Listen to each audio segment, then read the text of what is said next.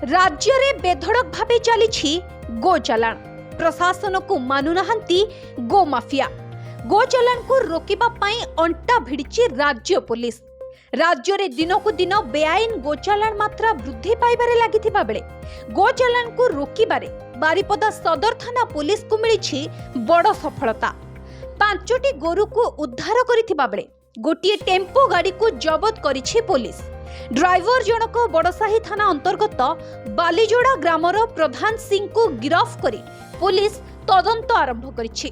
सूचना अनुसार Baripada police patrolling करुथिबा बेले गोचालाण हेउथिबा नै सूचना मिलिथिला।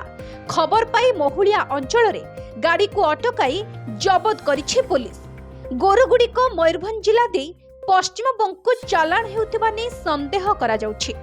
उद्धार गोरु को गोशाला को पठाइबा सह घटनार मास्टर माइंड को धरिबाकू पुलिस पक्षरु तदंत करा जाउछि। Bureau report, live news.